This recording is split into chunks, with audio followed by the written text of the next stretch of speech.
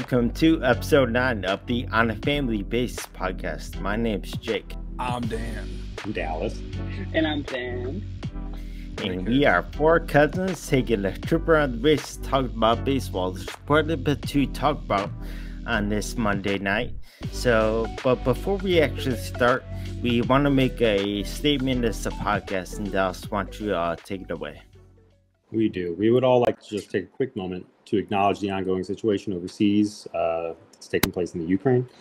It's challenging to watch the events unfold the way that they have. We'd like to express our support and admiration for those who fight and defend their sovereignty and homeland. Stay strong and keep up the fight.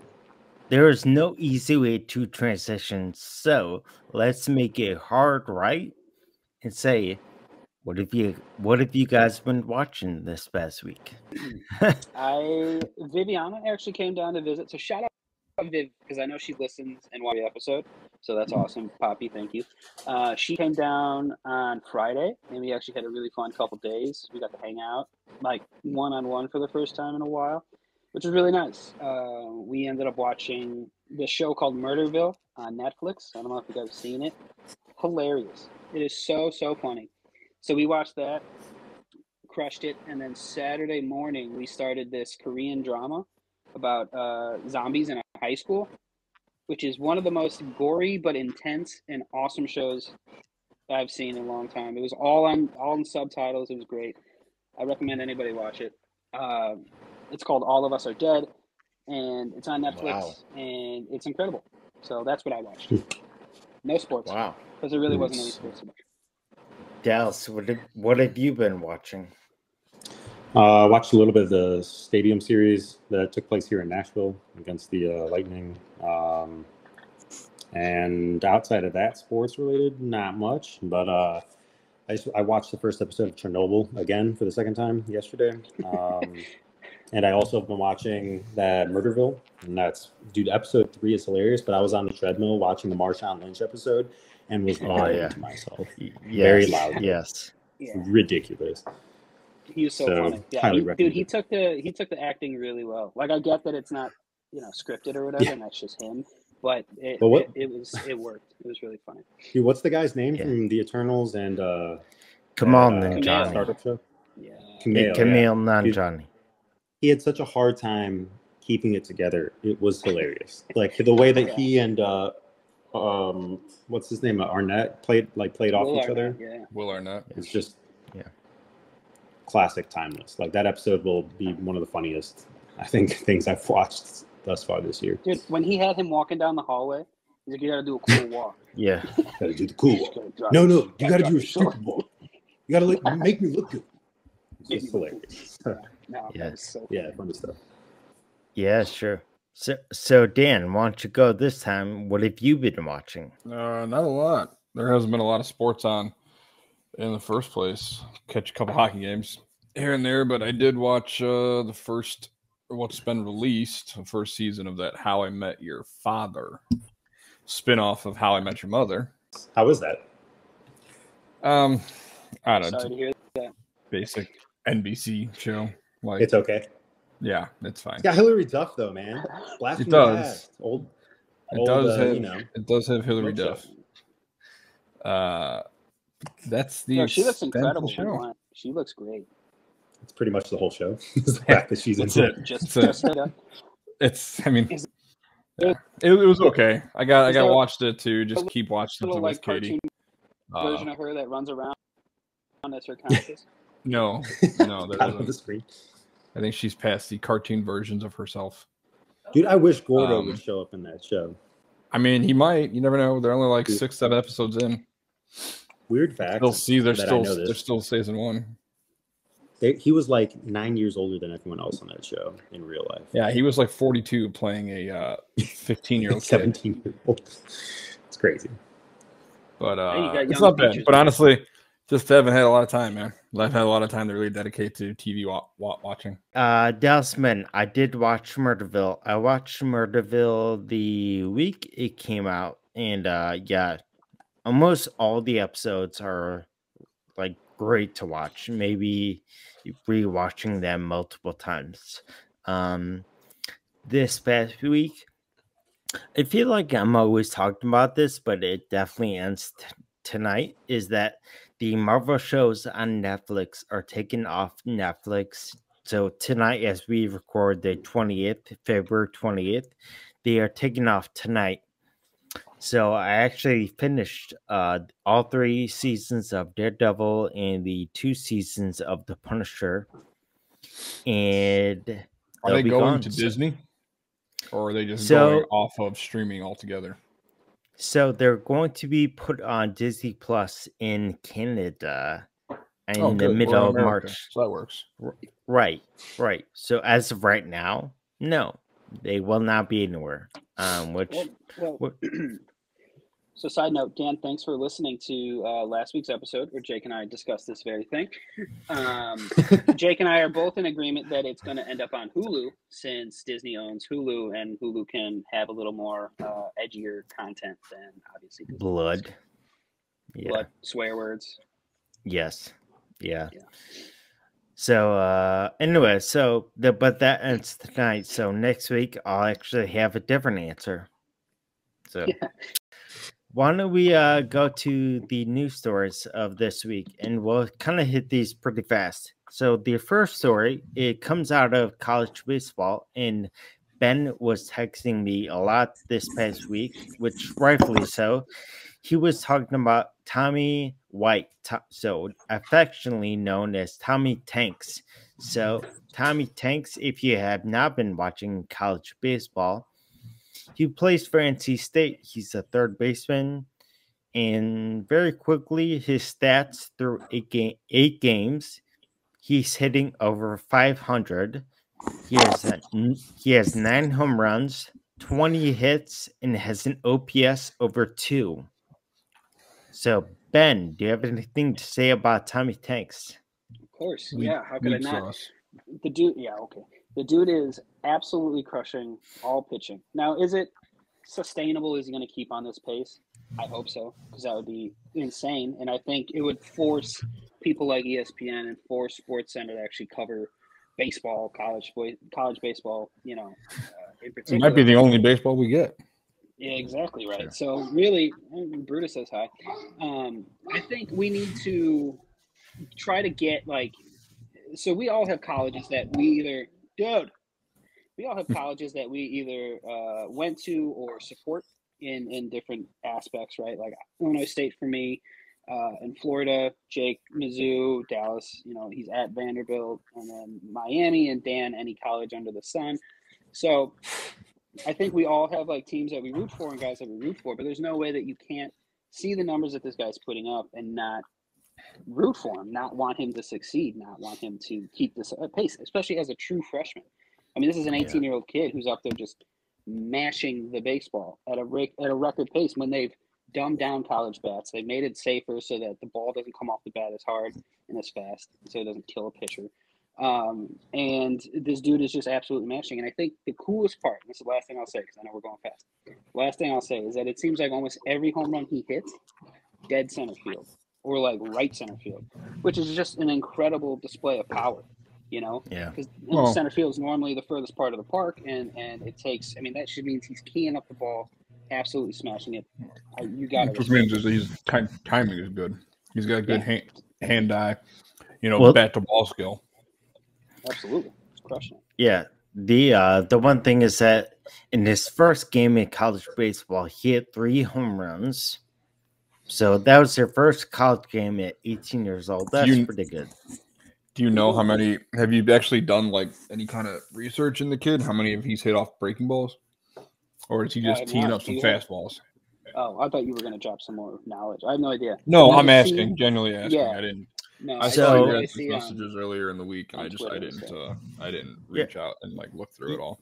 Yeah, so what we'll do is we'll put the video of all of his home runs. So someone's put together a short little reel on Instagram of his 9 home runs. What we'll do is we'll put that on our Instagram so you guys can see that. So if you guys want to check out Curveball Fastball Show, either way, he's hitting 9. So You know, it's great for an 18-year-old. So we'll move on quickly to the second story, and Des, we'll get your take on this.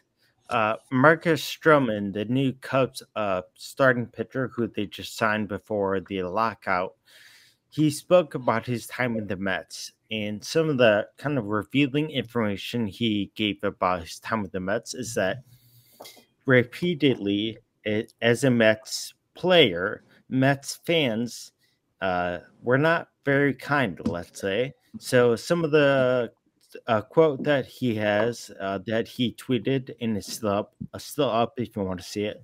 He said he got endless death threats, being called the N-word, hearing Black Lives Don't Matter, and playing for a front office who didn't care about any of that. So, not great. Douse, what is your take of that? How yeah, do you have a take on that? No. Not great. Just say not great. No, I'm just like, I feel like Not this good. is just such a slam dunk for anybody that gets asked this question. Well, So I mean, well, if you would think. if somebody doesn't just say that this is awful and terrible treatment of a human being, let alone like not like regardless of them being an athlete, like then you're a jerk if you don't say that this is terrible. So That was nice. I mean, this is on par with like FIFA players like abroad that like have bananas thrown at them like while they're playing. Yeah. Like this Horrible. is ridiculous. Obviously, should never stand. The fact that it happened in New York and nothing was done about it is a shock to me. Kind of appalling. The fact that he's coming to Chicago. Hopefully, there's a little bit more like-minded folks that wouldn't do crazy things like that. I understand, sporting events get heated and whatever, like as a spectator even, but like maybe just remember that you're supposed to be a human being first before a sports fan. So yeah, you should never degrade somebody on the basis of like they're anything about them. So I mean, this is just crazy. The fact that this happens in 2022, 2021, it's just something I hope. Yeah. I mean, it obviously branches into a bigger topic of race and Right. humanity and all of that Right. stuff, which obviously we're not equipped to handle on this podcast. Or at least in this episode. Yeah, in this episode, Right. exactly right. I think to Dallas's point, though, it's so disappointing, but it's not surprising. I'll say that. It's, and Dal, you said, him coming to Chicago, he might have better luck. There's some pretty terrible people that live in Chicago as well. There are terrible people everywhere. He could go, Yeah. I mean, and unfortunately, it really is just gross people. And I don't mean gross like physically. I just mean gross like personality-wise. Just terrible, Probably physically. ugly people making terrible statements about a human being. And you're exactly right. It's disappointing, but it's unfortunately not surprising. Yeah. So. I think he's going to speak about that whenever the lockout is, ended, which could be. We'll talk about that in a second. But he said he'll make more comments and talk to the media whenever the time is open for players and whatever. So we'll kind of hit back on that at a later time. So. What we'll do is we'll go to the third topic, and this comes from a text that Dan sent earlier or late last week. He sent a quote from Joey Gallo, the outfielder for the New York Yankees, very well known as a home run hitter and a pull hitter. He came out very strongly against baseball shifts, the infield shifts, the outfield shifts. He said in a quote, "I get the defensive strategies. I do. I'm 100% not against that, but I think at some point you have to fix the game a little bit. I mean, I don't understand how I'm supposed to hit a double or triple when I have 6 guys standing in the outfield." So, Dan, what do you have to say about what Joe Gallo thinks of the shifts? You agree? I mean, it's his opinion, but what's your? I have no problem with the shifts. Yeah. No, I like the shifts. I mean, if you're going to utilize the best offensive strategy, defensive strategy you can, if a hitter's intentionally trying to go the opposite way, you pitch him a certain way regardless. You position your beat defense the best way you can.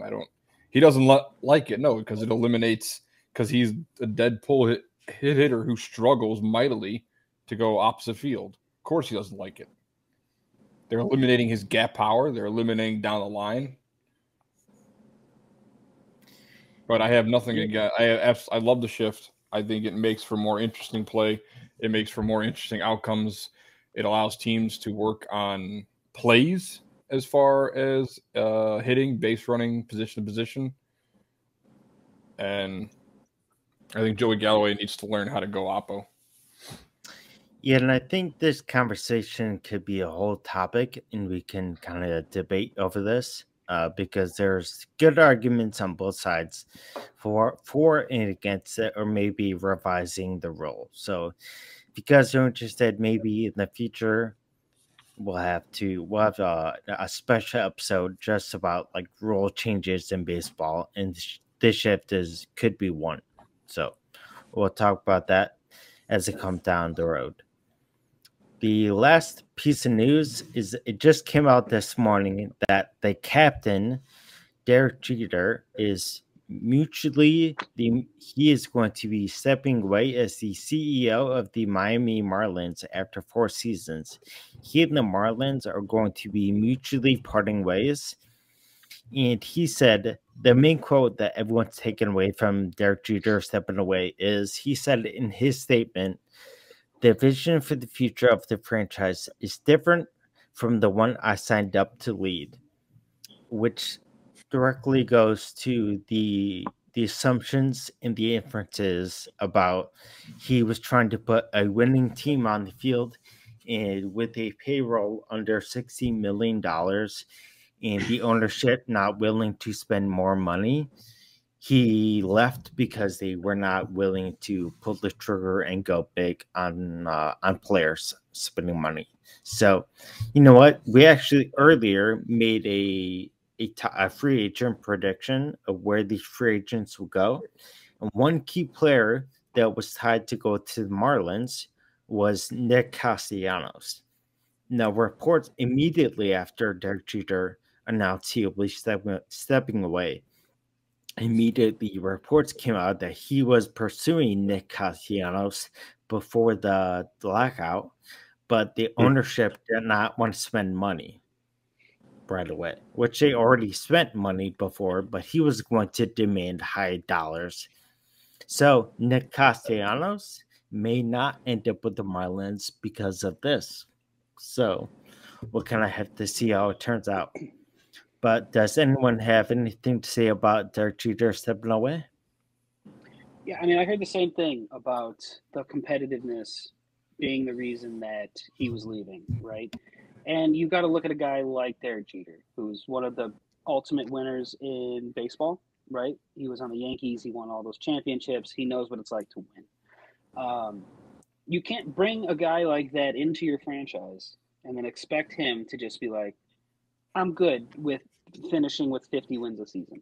You know, like that's not in his DNA. That's not who he is. So, like, I understand. Plus, he's not hurting for cash. So him stepping away, whether they, give him the rest of his money that he's due, whether he's not, he's Derek Jeter and he's straight. You know what I mean? I just hope he gets the opportunity again to run a franchise or to be part of a, ownership or general manager or whatever for another team. I just hope that whoever brings him in expects that this is who he is. This is what he's going to want to do, which is win baseball games. Crazy that should be your strategy, is to win baseball games, huh? So I just hope he gets another chance to do it with a team that's willing to help him, I guess. Well, the early reports are that he is not intending to possibly join another front office right away. And actually, an early report is that ESPN is going to pursue him to possibly do some analysis work, which could be fun to see. Maybe Alex Rodriguez and Derek Jeter on the same, broadcast. That'd be fun. Awkward. So I wonder how much they no, like each other. Yeah, I was gonna say. I wonder if they're actually friends.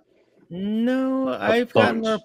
I've gotten the feeling that they are not that close. We'll go to first base, and our first base topic is the MLB and MLBPA, the CBA negotiations.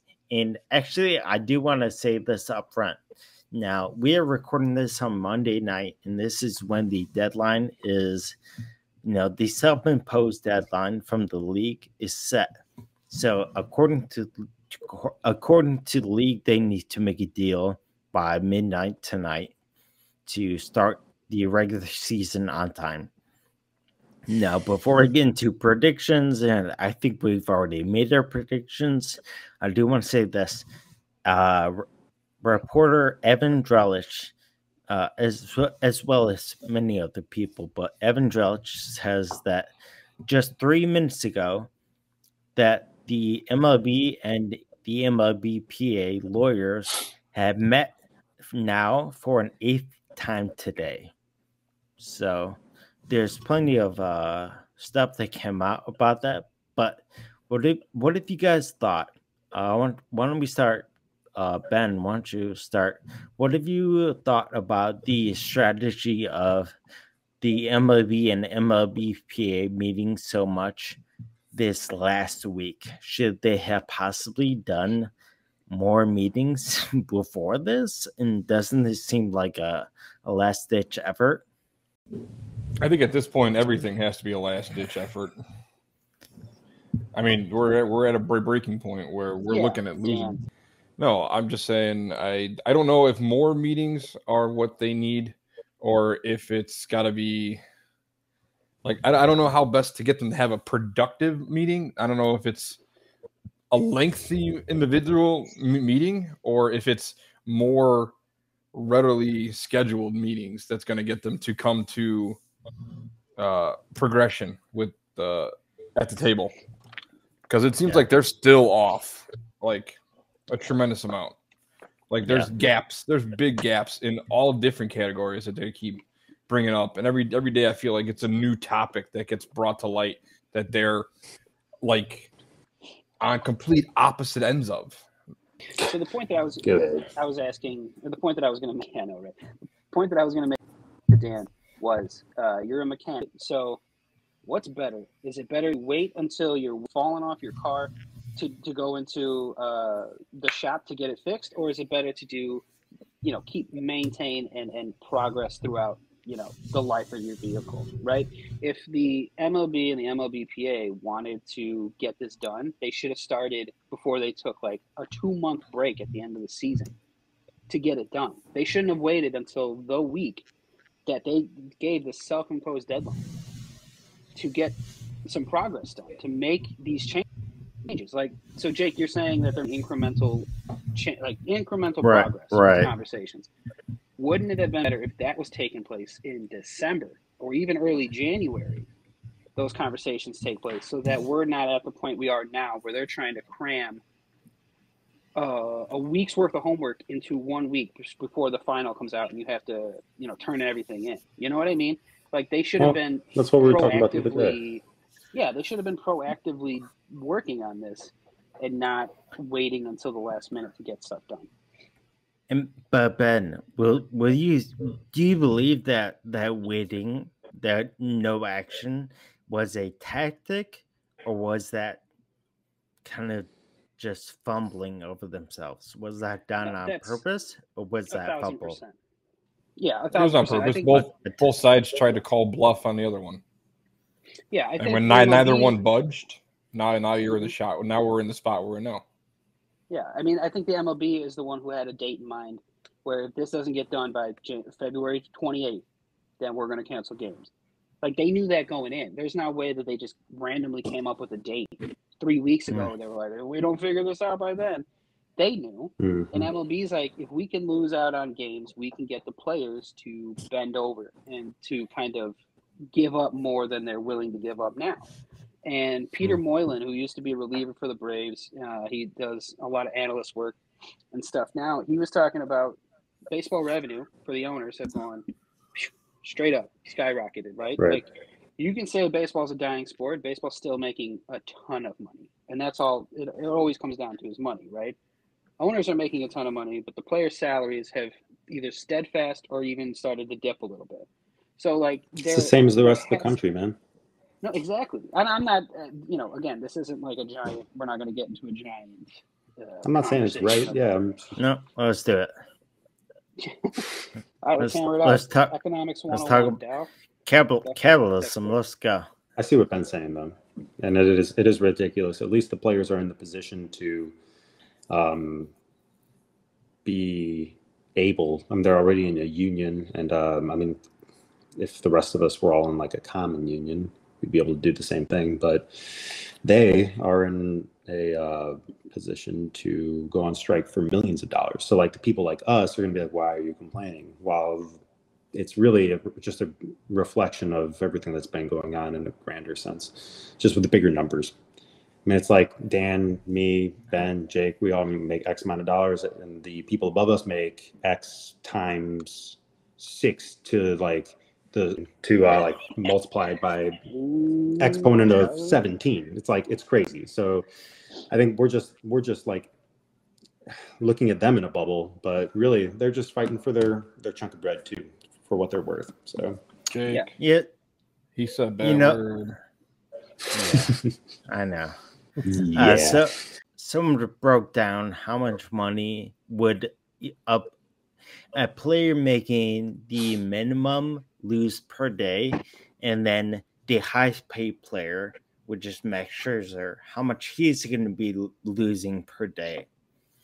And yes, the Max Scherzers of the world are going to be losing hundreds of thousands of dollars every day. Sure, but also we're not necessarily talking about him. We're talking about the majority of the league that is going to be losing like a 100th or maybe even like a percentage point of what Max Scherzer makes. So the number was that he was going to Max Scherzer, who gets paid what, 34 mil this year, or should be paid. If the lockout goes, he will lose over $230,000 a day. So we're not talking about him. We're talking about the player who, but by the minimum standard, is going to be losing over $4,000 a day. That's a major disparity. So when we think about it, the average player is not losing like tens of thousands or hundreds of thousands. They're losing. So yes, for someone like Max, he's actually in there, talking with the league in the lawyers and trying to figure this out. But it's also for the guy who makes considerably less money, but is going to need that money to keep going, which I know is quite a bit more than what we got going, but still is. But kind of to Dallas's point, like if his job or my job, right, or Dan's job, or if we are making that much money, we would also, you know what I mean? Like it's just it seems like a lot because we don't have that money. But if we were to break it down to me at my job making X amount of dollars, and then if my company was like, yeah, we're just gonna lock the doors to the building and you're not allowed in. Figure it out, like that would be crippling. And we're not talking like Jake said, it's the old bell curve, right? So we're not talking about Scherzer who's on the way other end. Right. We're talking about the 26th guy on the roster who's fringe hanging on, who's making the league minimum, who's we can say, oh, $700,000 they're debating for the league minimum, or they're trying to change that price around. So it's like right around 700,000, right? So that seems like a ton of money to us. But to major league players, that's the league minimum. You know what I mean? That's like minimum wage for anybody in any job. And so it's just tough. Like you feel for those guys because all they want to do is do their job, right? They want to be playing baseball. They want to be out on the field with their friends and their teammates, trying to win a championship or a piece of metal, as Manfred would call it. You know what I mean? Like, so that's what you're trying to do. And if you're not having that opportunity, you're not given the chance because of selfish, greedy owners, it's frustrating. And so I get why the players are so angry. I get why the players are so annoyed and so mad. But I also respect the fact that Scherzer is there, despite making the most money. He's there in the room fighting. Yeah, one of the I'll make this is that one of the early tweets that kind of riled up fans, but also kind of created a debate was, again, it came from Evan Drellich, and his tweet said MLB today, and this was around 1 p.m. Central Time. He said MLB today indicated a willingness to miss a month of games and took a more threatening tone than yesterday.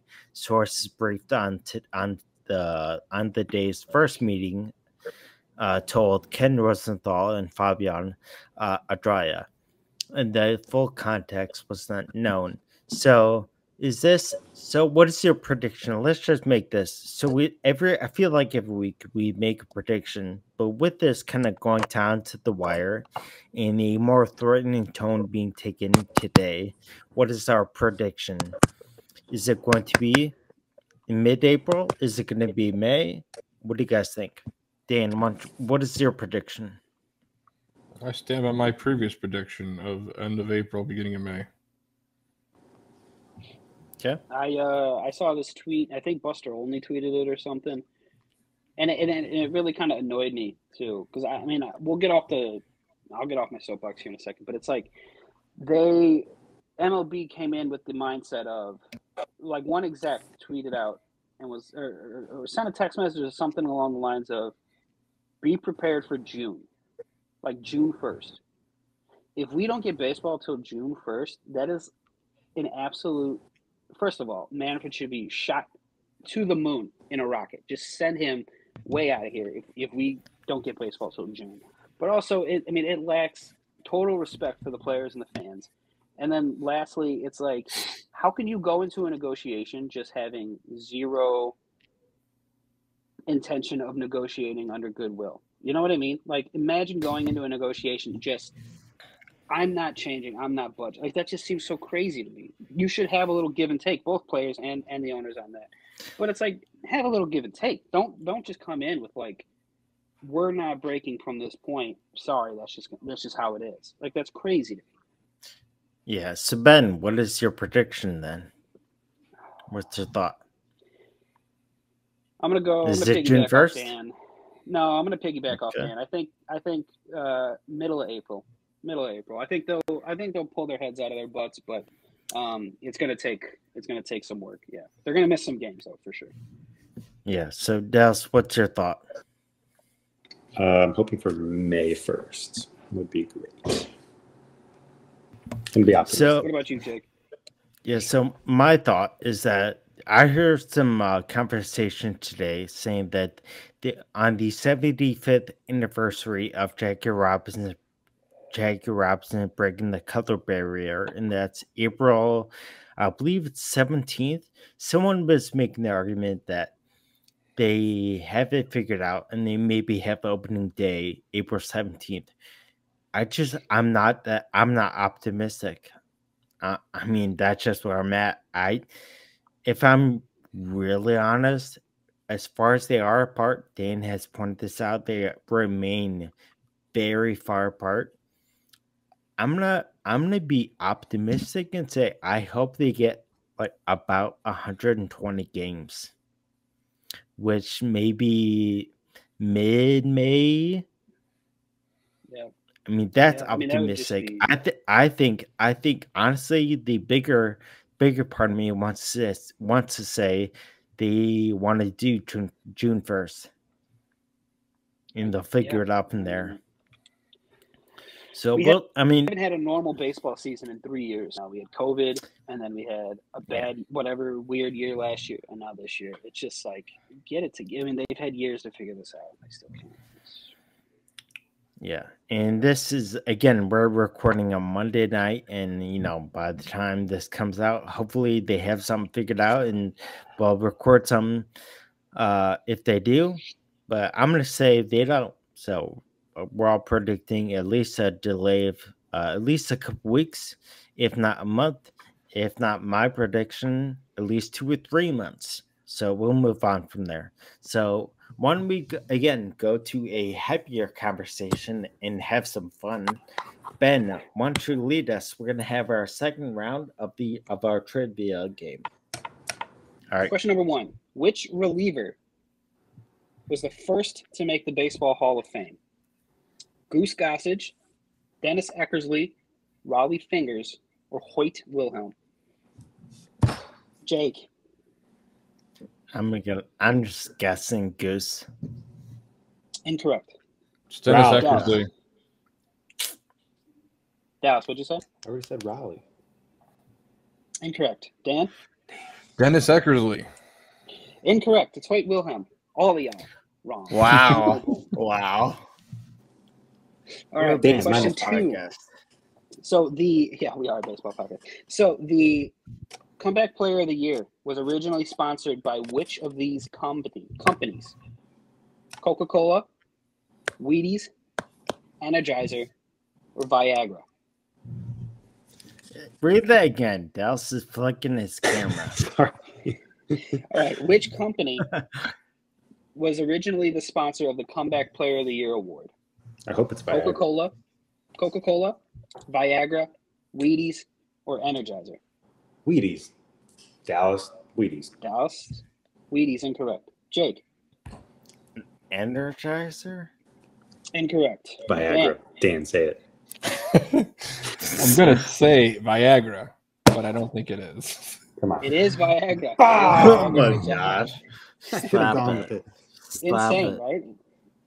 Yeah, I never would have thought that. I also would have guessed the other 3 before that. Okay, Yeah. So question number 3. Proud of you, You Dan. guys are off to a hot start. Who holds the record? What batter holds the record for the most consecutive games without striking out? We have Chili Davis, Aaron Judge, Babe Ruth, or Reggie Jackson. Dallas. I was scratching this. You seem less confident as that hand went further up. Dan? I'll have to go ahead and take the obscure answer and do Chili Davis. Dan is Googling Incorrect. stuff. Well, he's also wrong, so he's Googling. I'm looking at the stuff. Get off your What- phone, Dan. So what are the other options? Aaron Judge, Babe Ruth, or Reggie Jackson? Consecutive. Wait, hold on. Consecutive games he struck out or did? No, without striking out. No strikeout. I'm gonna guess. I guess. Go ahead. Babe Ruth. Incorrect. Dallas? I'm going with Reggie What is Jackson going- still. Incorrect. It's actually Aaron Judge, his No, rookie year. no. Look it Stop. up. Look it up. I would switch off my camera to go prove it, but we know what happened last time. Bro, Okay. we have not gotten one right. Dan got Viagra. Dan did. So that was Oh, Dan's got one right. all right. No, All right, Viagra, Okay. Dan. Go ahead. Chill. This is the last baseball question. So, who holds the record for the most hits in a single season? George Sisler, Lefty O'Doul, Darren Erstad, or Ichiro? Ichiro. Jake? Bing, bing. Jake on the board with the points. I'm an Ichiro. Ichiro fan. Okay. I know you are. Okay, so this is worth 2 points. So, Dal, you got a chance to get right back in this. You can take a lead. Dan, Jake, you guys can put some numbers up. This is the Marvel question. Point 1.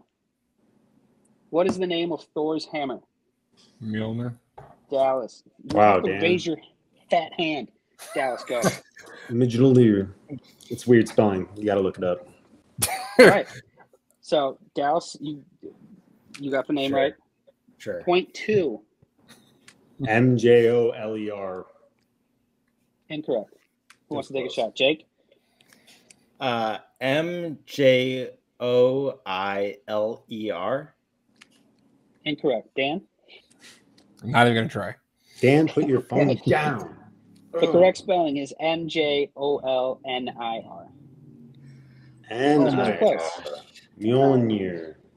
Mjolnir. Classic. All right, so that's 1 point for Jake and 1 point for Dan.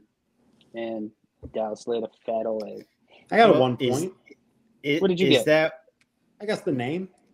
Yeah. Couldn't Oh, you spell did it. get the name. My bad, fam. My bad. All right, so So- I'll put 1 point on the board.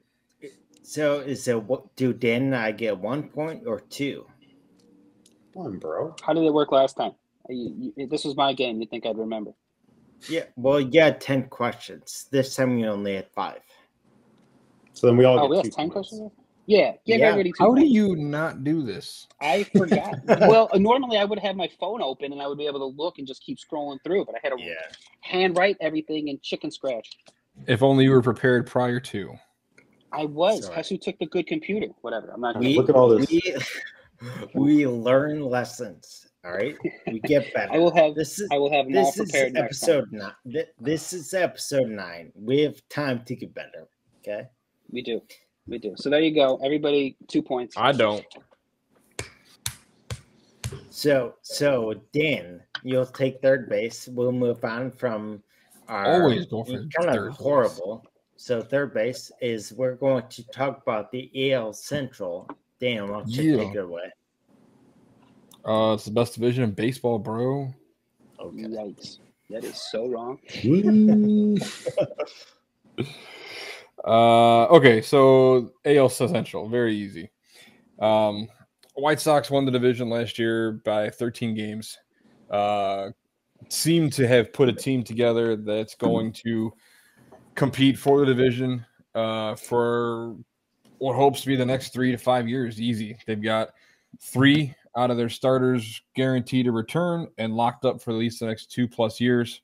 You're also a lot of reports coming out. They're moving Kopech from the bullpen to the starting rotation, which gives you a big hope for having 4 guys, and that's saying they're going to lose Rodon. I'm not expecting Rodon to return, but you're looking at 4 guys, and on the off chance they do get Rodon to come back, you're looking at a good solid 5 starting rotation. Clearly would be the best rotation in the AL Central, if not possibly competing for the best rotation in the AL altogether. I think Detroit will probably come out better than they did last year. I think Detroit probably gives the Sox the best run. I don't think the Sox will win the division by double digits this year. I think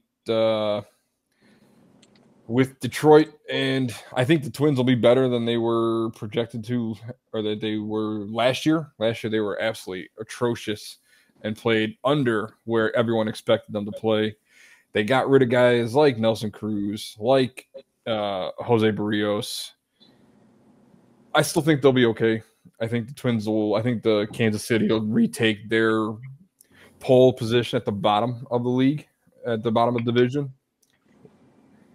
But I still think the Sox win the division. I think it'll be by a little bit closer than their 13-game differential 2021 season. I think the 22 season, they still win it, but it's by a little bit less than 13. I'm guessing more like an 8 to 9. All right. So since Dan didn't even acknowledge the Guardians, they will also finish poorly. This is I don't need to. The White Sox. This is absolutely the White Sox division to lose. I mean, unless they absolutely crap the bed or they get some significant injuries that are like devastating to the team. I'm talking like Robert is out, or you need to have okay, or I'm just saying, like, based on the rosters currently constructed, and this is without free agent, additional free agent moves, the White Sox are clearly going to be the head and shoulders winner of that division. I think the Tigers come in right at about 10 or 13 games, like 10 or 12 games behind. But I think the Tigers are number 2. And then I think the Guardians, Twins, and Royals will finish out the division. So, but I think Spencer Torkelson will come up for the Tigers once they figure out what they're going to do with the manipulating service time, if they get rid of that or if they don't, or whatever that case is. He'll come up. I think he has the potential to be Rookie of the Year in the AL. And then I think Robert, as of right now, is the favorite to win MVP in Vegas. He's plus 3,000, so he's the front runner in Vegas to win AL MVP. So if you have Robert leading your team and he's healthy and puts a full season together, there's no way the Sox are going to finish any worse than 10 or 12 games above whoever's in second place.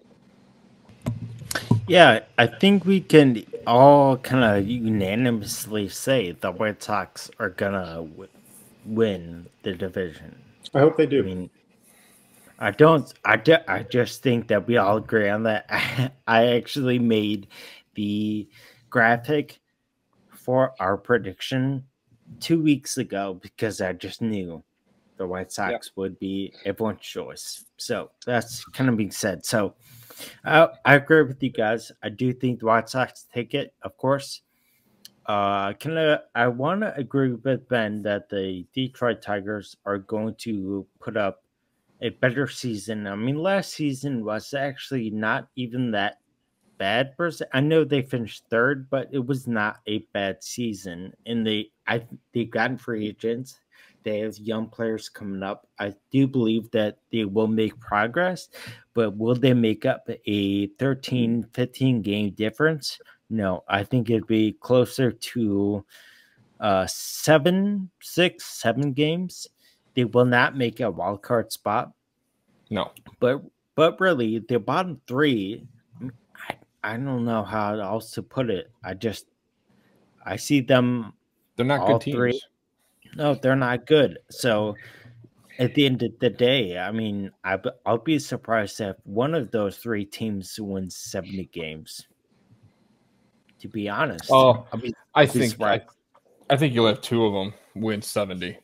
I think the Twins and the Guardians will, in their inaugural season here, will win at least 70. I think honestly, right now, I think last time I read, Kansas City is projected to finish fourth in the division with 71. Wow. And Cleveland is projected at third, I think at like a mid 80, like 83, 85. Gosh. Yeah, I think that's high. I think it's probably like a 10-game high there on their wins. I do think I think you'll have the lowest, in my opinion, will be Kansas City and Minnesota fighting for bottom.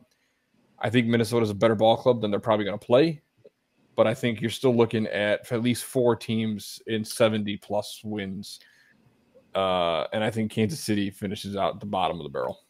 Well, actually, so my point for the Twins is going to be this. I think the first half of the season, really, whatever that means, because we don't even know what half the season will be, if there will be one.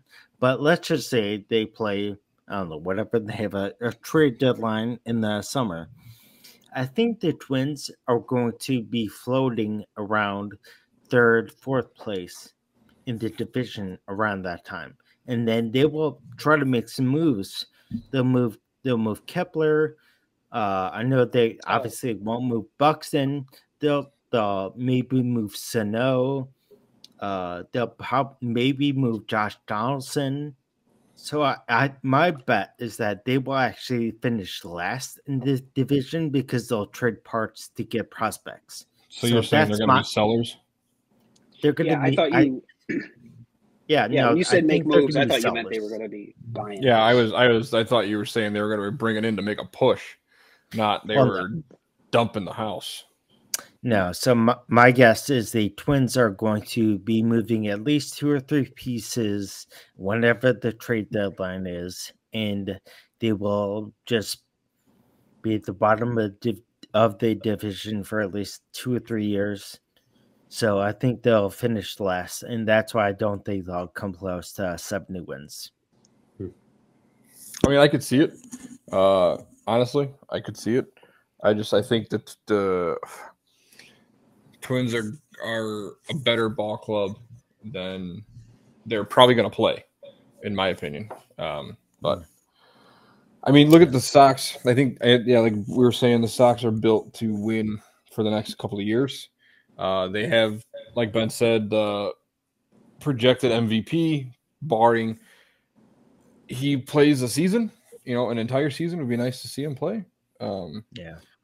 Between him, Eloy, and who no longer is a White Sox, but Nick Madrigal, they combined for 170 games last season. Wow. Like you can't have those three that young and that are projecting to lead your team for the next, foreseeable future, playing and combining for 170 games. Yeah. Granted, last year was such a weird season, So many injuries, so many lower body leg injuries. Honestly, it was so weird. Yeah. Hey, remember when Eloy he ripped his Chi-Chi in spring training, and then the White Sox thought he died, and they hung his jersey up in the locker and all that other stuff. Gosh. It's like, bro, come on. Yeah, and you know what? The Sox last year were such a weird, like oddly just a well-rounded team all season. Like everybody they put in that came up from the minors, all 3-4 guys, whoever it was, Yermin Mercedes, Gavin Sheets, Andrew Vaughn, all these guys contributed immensely in, one ball games. And like, look at Yermin Mercedes went like what, 8 for 8 to start the season. Yeah. He didn't even finish the year with the team. No, he didn't. He walked out of baseball for a little bit there. But he's Cool back. our jets on him. He is back. He's playing, and he said he apologized for walking out on the team, and he's now rumored to be in contention with Gavin Sheets and Vaughn as the starting DH on the team. So we'll see. I wouldn't mind carrying 2 catchers. I don't think Yermin Mercedes is going to be a catcher going forward. But no. But I just think that limits the need to have him on the team. He's not like his start of the season is not who he is as a player, right? No, like, it's the same thing we were talking about Tommy White. I hope he continues to put up massive numbers and be great. Sure, but what's more likely going to happen is that he's not going to do that, and he will come back down to earth. And it's the same thing that happened to Mercedes. Once pitchers figured out how to get him out, it was really easy to get him out. Yeah, he got himself out. Yeah, so, I mean, unless he's making wholesale changes and figuring out how to hit Major League pitching at a different level, the need to have him on a team if he's not going to be your backup catcher. Well, yeah, his hot streak to the start of the season was purely because nobody had a book on him. They knew nothing about this guy who was making his Major League debut after being in baseball for like 11 years. 35 years, yeah. Had never actually played a Major League Baseball game before. His entire career was minor league baseball up until the start of the season. So nobody knew how to pitch him. Nobody knew what to do, and he took full advantage of getting a lot of fastballs hitting at the lower end of the lineup. Yeah, in defense of Yermin, every player comes up, and teams don't have the book on them, but they don't start off that hot. No, it was a historical start to a season, man. He set White Sox records for starting a season without making an error. Like, the dude was untouchable, and then they're like, wait a minute, let's take a look at this. He's hitting nothing but middle half to inside pitching, and what's great is that we're talking about a guy who's in contention for DH. He's in contention. We're not talking about the factual starters. We're talking about Abreu, an 11th player. And we're debating but that's my point to the Sox depth going forward. Yeah. That's my point to the Sox depth going forward. Is they're built to win for the long term and hopefully what seems to be the next 5+ years. I think this is Rick Hahn and Kenny have actually put together a team. They've made enough acquisitions in the last couple of years, acquiring Eloy, acquiring the pitching staff, acquiring the pitching staff. Tepera, you're welcome. Anybody else? Anybody else you want? Ryan Tepera sucked. I really regret that trade. I would gladly take Nick Madrigal back at second base, man. Tepera was garbage. We had to have given up Kimbrel for Magical. It was you probably gave us like 3 hot dog runners and a bag of balls for Tepera. I forget what the actual trade was, but it was Nick Madrigal and I forget the other minor leaguer's name that we gave you for Kimbrel. Whoever it was, you're welcome. Yeah, exactly. Yeah. You're welcome. Dad, what about you? What do you think? You've been quiet over there. I just hope the White Sox win. I don't know anything about any of this. So, go White Sox. All right, way to do your homework. Yeah, let me read about the entire league. AL Yeah, Central. just start throwing Come on, balls Dal. down. All you gotta do is Google which division we're talking about next and do Google projections. Chicago White Sox, and I'll read all of their stats and be like, "These guys look good." And you're like, "That was the dumbest thing I've ever heard." That was 6 Of years course, ago. What? he obviously only hits high and inside fastballs. You freaking idiot! He's like, we're talking about the 1910 White Sox, right? What? You had a lot of catching up to do, Dal. He's clearly a breaking ball hitter. You dumb. Like, come on, wise up. Everybody knows that. No, so a clear sign of like somebody getting cute and not listening to scouting reports was Katie took me to a Sox game last year, which ended up being a doubleheader. Nice. Because the game, I think prior to, had got rained out, which made our game that was a regularly scheduled game just turn into a doubleheader, which last year's rules were 2 7-inning games. Yeah. And Sox won both games on walk-offs in the bottom of the seventh inning. We caught the fourth inning on from game 1, and then we stayed through our regularly scheduled game for game 2. But game 2 was my whole point. Was I want to say it was the Twins. I think it was the Twins. I think it was Jose Barrios actually pitching, and the first two games, Gavin Sheets was like 0-4 to start the whole day, all outside, down in the dirt, off speed. Kid couldn't keep his weight back. Kid could not keep the bat back to save his life.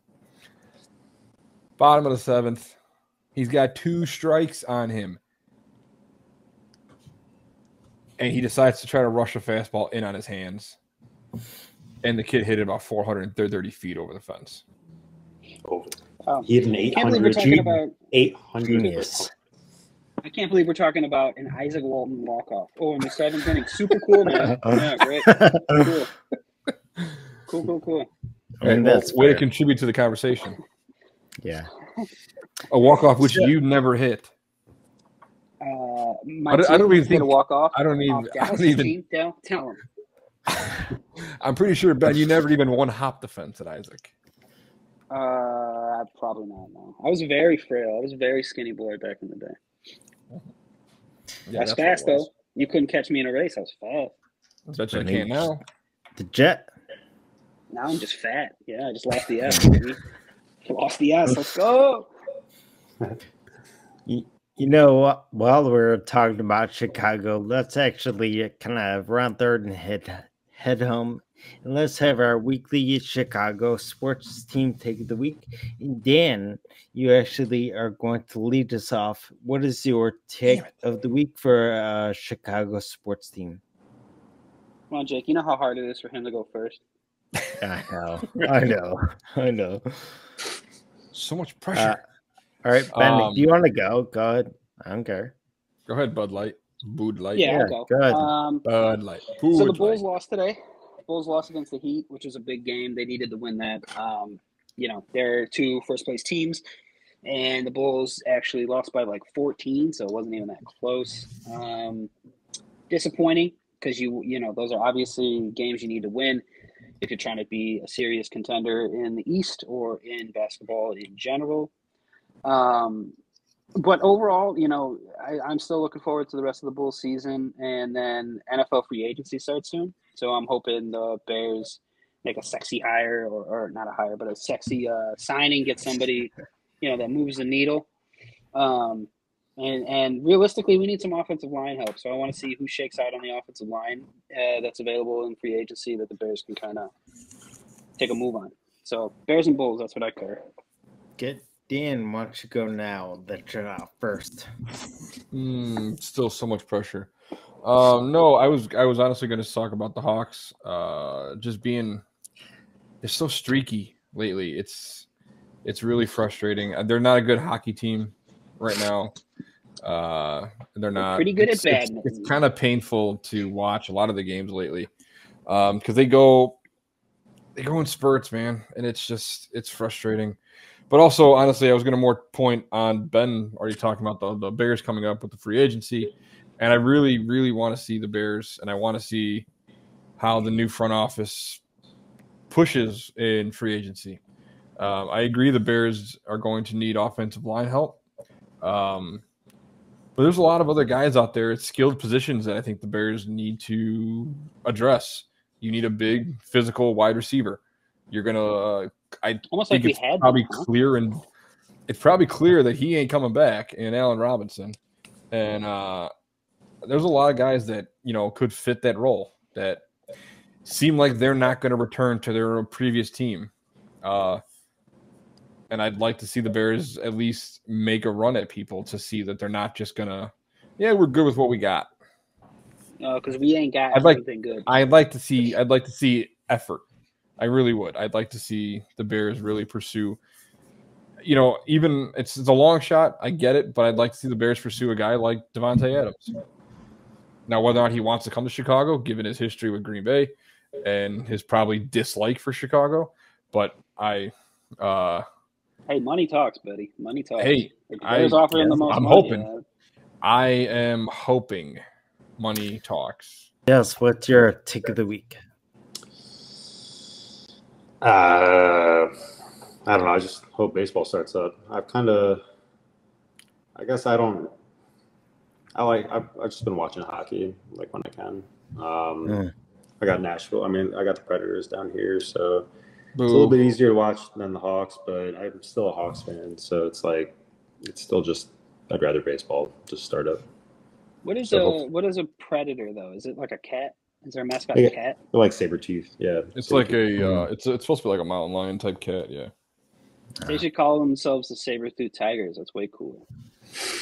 Pretty sure it's not cooler. And then adopt the Power Rangers. And I'm always the one who ends up talking about a soccer team in the city. Yeah, you know what? Because I'm tired of talking about Jake and his ESPN 8 OSQ. You're not. I do not care. I'm talking, and the fact that soccer is an obscure sport is insane. But either way, we'll leave it. Okay. I am gonna talk about the Chicago Fire, the Mets soccer team. They are unfortunately ranked pretty low this year in the MLS in the power rankings. They're ranked 18th. Their first game of the year was this past weekend. They Only tied against teams. I mean, they're pretty low. Let's say that. Yeah, there's 12 teams and they're ranked 18th. Yep. No, there's a couple of high school teams actually like fitting in there. This guy named Jack. He's number 15. They tied their opening game against Miami this past weekend, and their next game is this upcoming weekend.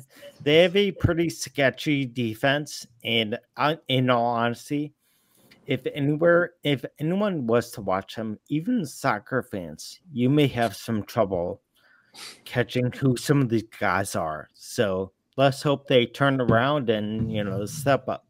So that's my take, and I'll be watching them this upcoming weekend, March 5th. They play Orlando, so we'll see. I know, unfortunately, they're not on ESPN 8, but we'll see. They couldn't even crack the Ocho. No, not the Ocho, but either way. I mean, it's no curling, so it's not quite there. Nothing. So sport. That's a real sport. This is actually going to wrap up episode 9 of the podcast on a family basis. Again, my name is Jake. Dan, why don't you go next? I guess I'm Dan. I'm Dallas. And I am still Ben. We have to establish an order, okay? That's just how it goes. Before we go next episode, we need to figure out the order. I need precise instruction. This is the instruction. It's me, you, Dallas, Ben. That's it. Done. I don't agree. That is the instruction. It's a discombobulated order. You cannot ask for instruction and then break instruction. Sure. Right. You make 0 sense. I 100% can. This is Tell me what to do. I don't rewind your face. All right. Again, this is gonna wrap it up, and we'll catch you guys next week. Hopefully, we have some agreement. As we have already said, we doubt it. So we'll see. So we'll see you guys next week on the podcast. Bye. Bye. Bye.